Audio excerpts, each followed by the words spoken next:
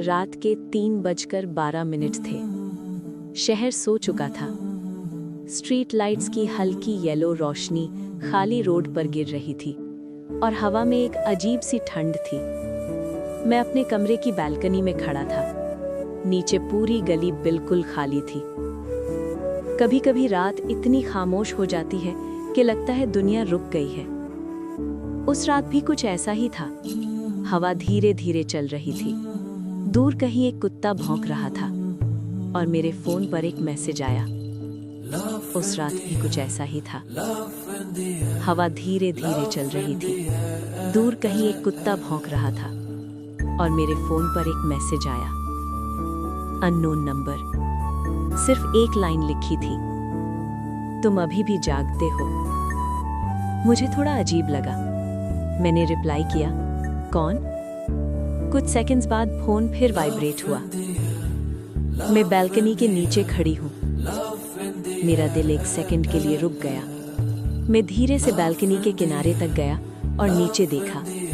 Street light के नीचे एक लड़की खड़ी थी। वाइट हुडी, लंबे बाल, और वो सीधा मेरी बालकनी की तरफ देख रही थी।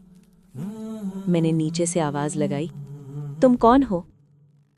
वो हल्की सी मुस्कुराई और धीरे से बोली, तुम मुझे भूल गए? उसकी आवाज अजीब तरह से फेमिलियर लग रही थी, जैसे मैं उसे कभी जानता था। मैं तुम्हें नहीं जानता, मैंने कहा। वो एक कदम आगे बढ़ी। स्ट्रीट लाइट उसके चेहरे पर पड़ी और उस मोमेंट में मेरी सांस रुक गई।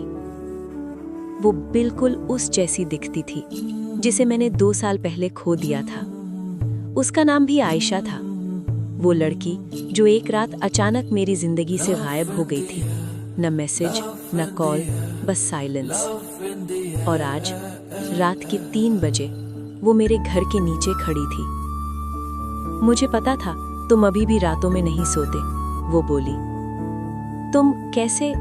मैं बोलते बोलते रुक गया।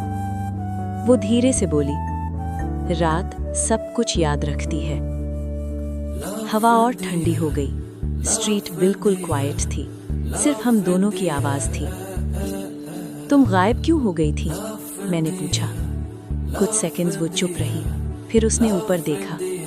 उसकी आंखों में अजीब सा दर्द था, क्योंकि कुछ लोग सिर्फ कहानियों में ही वापस आ सकते हैं। मुझे उसका जवाब समझ नहीं आया। मैं तुरंत नीचे जाने के लिए डोर की तरफ भागा। स्टेयर्स उतरते हुए मेरा दिल जोर जोर से धड़क रहा था।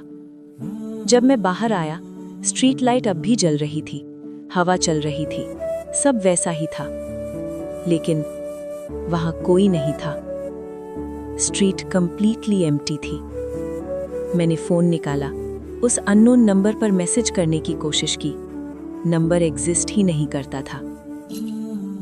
और उस वक्त हवा में एक फेमिलियर खुशबू थी, वही परफ्यूम जो आयशा यूज करती थी। मैं धीरे से वापस बालकनी पर आया। नीचे खाली रोड को देखता रहा।